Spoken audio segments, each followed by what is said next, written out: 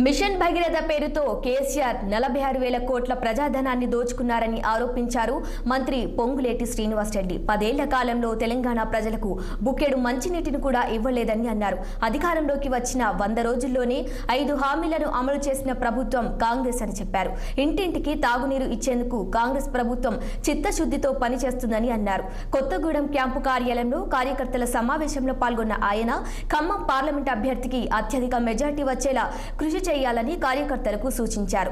కొత్తగూడెం నియోజకవర్గ ఆడబిడ్డలు కాంగ్రెస్ పార్టీ అభ్యర్థికి మంచి మెజారిటీ తీసుకురావాలని విజ్ఞప్తి చేశారు మంత్రి పొంగులేటి.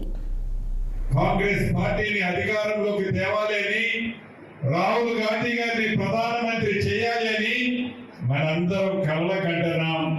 దాంట్లో భాగంగా ఖమ్మం పార్లమెంటు సీటును కూడా కాంగ్రెస్ పార్టీ అభ్యర్థిని మంచి మెజారిటీతో గెలిపించాలని మనస్ఫూర్తిగా ఈ కొత్తగూడెం అసెంబ్లీ నియోజకవర్గ కాంగ్రెస్ శ్రేణుల్ని ఈ వేదిక ద్వారా మనస్ఫూర్తిగా కోరుకుంటున్నాను. మీలో కొన్ని అనుమానాలు ఉన్నాయి, మీలో కొన్ని నివృత్తి చేయాల్సిన విషయాలు ఉన్నాయి. తప్పకుండా ఈ కార్యక్రమం అయిన తర్వాత మీ అందరితో ప్రతి మండలం ముఖ్య నాయకులతో కూర్చొని చర్చించడం కూడా జరుగుతుంది. కాంగ్రెస్ పార్టీని అధికారంలోకి